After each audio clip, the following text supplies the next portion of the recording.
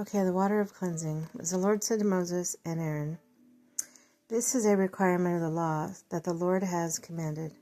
Tell the Israelites to bring you a red heifer without defect or blemish, and that has never been under a yoke. Give it to Eleazar the priest. It is to be taken outside the camp and slaughtered in his presence. Then Eleazar the priest is to take some of its blood on its finger and sprinkle it 7 times toward the front of the tent of meeting. While he watches, the heifer is to be burned, its hide, flesh, blood, intestines, and the priest is to take some cedar wood, hyssop, and scarlet wool, and throw them onto the burning heifer. After that, the priest must wash his clothes and bathe himself with water. He may then come into the camp, but he will be ceremonially unclean until evening. The man who burns it must also wash his clothes and bathe with water. He too will be unclean till evening. A man who is clean shall gather up the ashes of the heifer, put them in a ceremonially clean place outside the camp. They are to be kept by the Israelite community for use in the water of cleansing. It is for purification from sin. The man who gathers up the ashes of the heifer must also wash his clothes, and he too will be unclean till evening. This will be a lasting ordinance for both the Israelites and for the foreigners residing among them.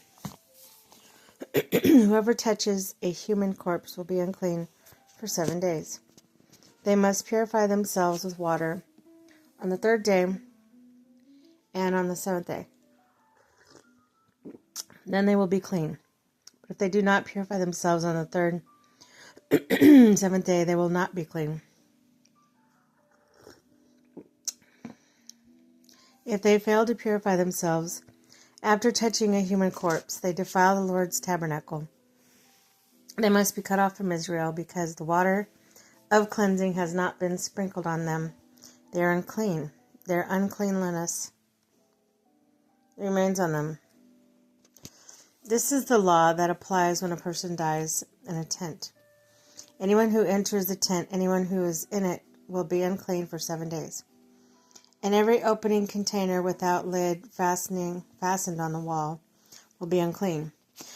Anyone out in open who touches someone who has been killed with the sword, or someone who has died a natural death, or anyone who touches human bone or grave, will be unclean for 7 days. For the unclean person, put some ashes from the burn purification offering into a jar and pour fresh water over them. Then a man who is ceremonially clean is to take some hyssop, dip it in the water, and sprinkle the tent and all the furnishings and the people who were there. He must also sprinkle anyone who has touched a human bone or grave, or anyone who has been killed, or anyone who has died of natural death. A man who is clean is to sprinkle those who are unclean on the 3rd and 7th days, and on the 7th day he is to purify them. Those who are being cleansed must wash their clothes and bathe with water, and that evening they will be clean. But if those who are unclean do not purify themselves, they must be cut off from the community because they have defiled the sanctuary of the Lord. The water of cleansing has not been sprinkled on them, and they are unclean. This is a fasting or a lasting ordinance for them.